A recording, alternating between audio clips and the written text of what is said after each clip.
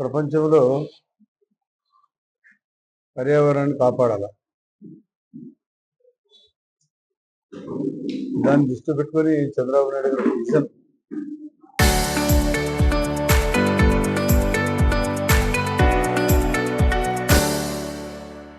2001లోనే vision తయారు చేశాడు. అప్పుడు 2000లో 2010 2020 వరకు మంచి కార్యక్రమాన్ని పర్యావరణాన్ని పరిశుభ్రత పచ్చదనంతో మొదలుపెట్టాం. ఇక్కడి నుంచే మొదలుపెట్టాం. ఆ రోజు కూడా చాలా మంది మిత్రులు లేరు, అప్పుడు చిన్నపిల్లలు ఉంటారు, కొంతమంది జ్ఞాపకం ఉండొచ్చు. ఈ నుంచే మొదలు పెట్టుకొని దాదాపుగా చాలా వరకు తీసుకుపోయాం. సూర్యుని దాటిపోయి మధ్యలో కాళ్ళు వస్తుంటే కాళ్ళు దాటి కూడా తెలుగుగా కాలు వేసాం. తర్వాత మన మహానదికి రోడ్డు వైడనింగ్ కావడం, మళ్ళీ చెట్లు నరకడం, మళ్ళీ ఉండే చెట్లు కూడా పోయినాయి. మహానది కంటే సింగిల్ రోడ్ ఉండేది, ఇప్పుడు డబుల్ రోడ్ వేసాం మళ్ళా. అప్పుడే మేమే ఉన్నప్పుడు ఎస్ఎస్ రెడ్డి గారు ఉన్నప్పుడు ఆర్ఎండ్ మినిస్టర్గా డబుల్ రోడ్డు, ఇది కోయిలగుట్ట రోడ్డు, ఇవన్నీ మా బండి ఆత్మకూరు వరకు డబుల్ రోడ్ వేసాం. అందులో భాగంగా మహానది కూడా పూర్తిగా ఆదాయం లేదు, దాన్ని కూడా ఆదాయాన్ని కూడా పెంచాలా. ట్రాన్స్పోర్టేషన్ సరిగ్గా లేదు, రోడ్లు లేదు, కమ్యూనికేషన్ లేదని, వాళ్ళకి సెల్ ఫోన్స్ లేవు, సోషల్ మీడియా లేదు, యూట్యూబర్స్ లేదు, ఇప్పుడు అన్నీ వచ్చేసినాయి. కాబట్టి ఇప్పుడు ఎవరైతే 2001లో 2000 చంద్రబాబు నాయుడు గారు శంకుస్థాపన చేశారు దీన్ని, ఇది మళ్ళా 25 ఏళ్ళ తర్వాత మళ్ళా మనమే చేస్తామనే ఒక మంచి ఆలోచన రావడం చాలా సంతోషం. అందులో మళ్ళీ నేను పాల్గొనడం అనేది మరీ ముఖ్యంగా చాలా అదృష్టంగా భావిస్తాను. మనం ఇక్కడ ఏ స్థలం నుంచి మొదలుపెట్టామో ఆ స్థలం నుంచే ఈరోజు ఈ కార్యక్రమాన్ని ప్రారంభం చేశాం. మళ్ళా దీన్ని 6000 మొక్కలు నాటాల నంద్యాలని. నంద్యాల మొత్తం నంద్యాలంతా చుట్టుపక్కల నంద్యాలంతా చెట్లతో నిండిపోయిన ప్రాంతం. సరే, అభివృద్ధి చెందిన తర్వాత చూస్తూ ఉన్నాం, నంద్యాలంతా విపరీతమైన చెట్లు ఉండేవి. రోడ్లకి ఇరుపక్కల కానీ సంజయ్ నగర్ కొత్తగా వచ్చిన సంజయ్ నగర్ 58 57 వచ్చినప్పుడు చాలా చెట్లు వేశారు అక్కడ. అప్పుడు కూడా ఏం చెట్లు వేశారు, అదేదో కానిగ చెట్లు అని వేశారు. అప్పుడు కానిగ చెట్లు ఎందుకు డెవలప్ చేశారంటే ఈ టీబీ పేషెంట్లకు ఎక్కువగా ఆ రోజు టీబీ ఎక్కువగా అటాక్ అయ్యేది. క్షయరోగోత్సవం తీసుకుపోయి ఏం చేశారంటే ఎక్కడ పెడితే బాగుంటుందంటే వాతావరణం ఆలోచన చేసి మదనపల్లి దగ్గర శానిటోరియం ఏర్పాటు చేశారు. దాన్ని ఆరోగ్యవరంగా పేరు పెట్టి అక్కడ వెదర్ బాగుంటుందని చెప్పి రిషి వ్యాలీలో గుర్రంకొండ దగ్గర, గుర్రంకొండ అంటే తెలుసు కదా మీకు, రిషి వ్యాలీ హార్స్ లీస్ దగ్గర. హార్స్ అంటే ఏమి గుర్రము, హిల్ అంటే కొండ, అదే ఇంగ్లీష్లో హార్స్ హిల్స్, ఇది గుర్రంకొండ, రెండు ఏం తేడా లేదు. అక్కడ ఏర్పాటు చేశారు మంచి వాతావరణం చెప్పి. అప్పుడు కానిగ చెట్లన్నీ బాగా కమిషనర్ గారు, ఇంజనీర్ గారు బాగా వేసేవాళ్ళు. ఇవన్నీ ఒక్కటి కూడా లేదు. సంజయ్ నగర్లో కానీ శ్రీనివాస నగర్లో కానీ అన్ని చెట్లు పోయినాయి. ఈ సీసీ రోడ్డు వచ్చిన తర్వాత ఇప్పుడు సీసీ రోడ్డు అవసరం ఎక్కువైపోయింది. ఎందుకంటే వర్షాలు వచ్చినప్పుడు టెక్నాలజీ మారిపోయింది కాబట్టి రోడ్లు కూడా బాగున్నాయి, పెద్దగా దెబ్బతినడం లేదు. ఇప్పుడు బాగా నంద్యాల ప్రాంతంలో ఉండే చెట్లన్నీ పోయినాయి. చాలా పెద్ద చింత చెట్లు ఉండేవి. నంద్యాల నుంచి కర్నూలు వరకు ఉండేది, నంద్యాల నుంచి చాగల్మరి వరకు ఉండేది. ఆ రోజుల్లో మహానుభావులు ఎవరు నాటారో కానీ మనకు తెలుసు, స్వాతంత్ర రాకముందు నుంచి కూడా ఉన్నాయి. చాలా విపరీతంగా ఉండేది. మన డైమండ్ గ్రౌండ్ అంటే ఇప్పుడు ఆర్టీసీ బస్ స్టాండ్, దాని చుట్టూ చెట్లే ఉన్నాయి. అదొక గ్రౌండ్. నంద్యాలకు ఎవరైనా డిస్టిక్ స్పోర్ట్స్ వెళ్తే అది జరిగేది. బట్ ఈరోజు ఈ కార్యక్రమం మంచి కార్యక్రమం, బ్రహ్మాండమైన కార్యక్రమం. రాష్ట్రం అంతా ఈ కార్యక్రమం చేపడుతుంది, ప్రపంచవ్యాప్తంగా చేయడం జరుగుతుంది. ఇది చంద్రబాబు నాయుడు బ్రెయిన్ షెడ్ ఇది. ఎందుకంటే ఎప్పుడు పరిశుభ్రత పచ్చదనం అనేది ఉండాలా. వారు చెప్పినట్టుగా ఆక్సిజన్ ప్రొడ్యూస్ చేస్తాయి చెట్లు, చెట్లు ఉంటే నీడ ఉంటుంది.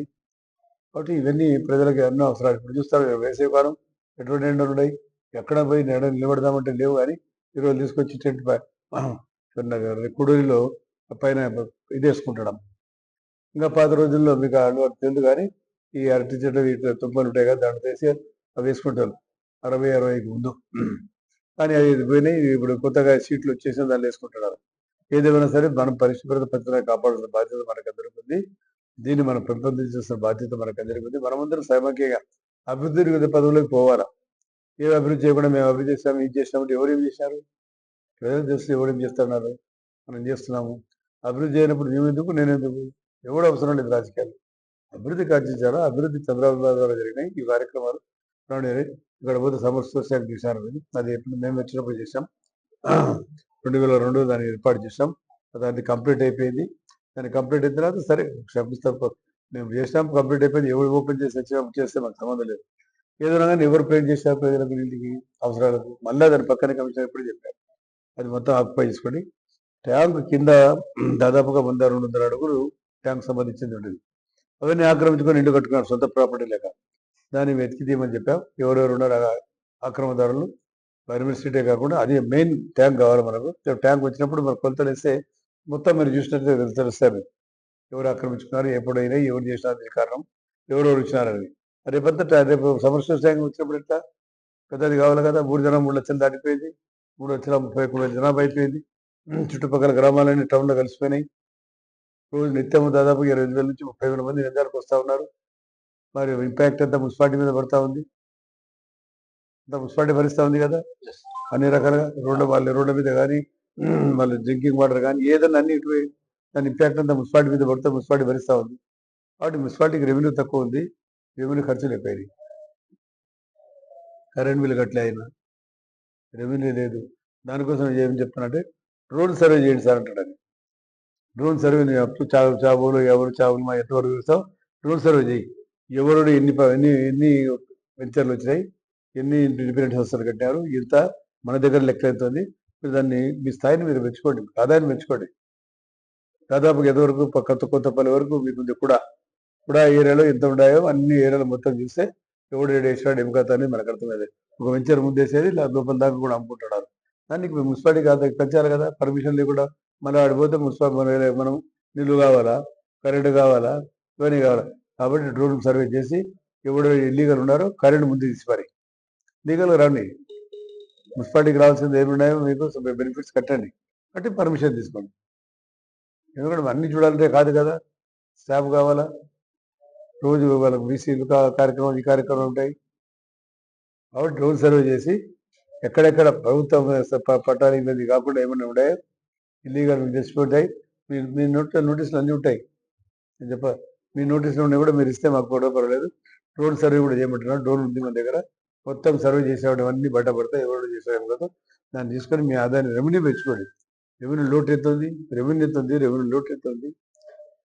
క్యాపిటల్ లేదు, ఇన్కమ్ లేదు. క్యాపిటల్ ఇన్కమ్ గవర్నమెంట్ ఇస్తుంది, దాన్ని మీరు ఖర్చు పెట్టాలా. ఇవన్నీ ఎక్కడ చేస్తాయి, అన్ని గవర్నమెంట్ గ్రాంట్ రావాలంటే ఎక్కడ చేస్తాయి. ఇప్పుడు ఏదో 15th గ్రాంట్ వచ్చినా రేపు ఎల్లుండి శంకుస్థాపన కొత్త శంకుస్థాపన ప్రారంభం చేసి మళ్ళీ కొత్త దానికి శంకుస్థాపన చేస్తామన్నారు. అది రేపు ఎల్లుండి కూర్చొని మాట్లాడి కొత్త స్కీమ్స్ మళ్ళీ పెడతాం. బైరమెంట్ స్టేట్ కూడా చెప్పారట ఇందాక కమిషనర్ గారు. బైరమెంట్ స్టేట్ మీకు కూడా తెలిసిన అయితే నేను 60 అడుగులు రోడ్ చేయాలని అన్నారు. అవసరం మరి అది ఎంత వస్తుందో మళ్ళీ ప్రజలకు 60 అడుగులు కావాలని అన్నారు.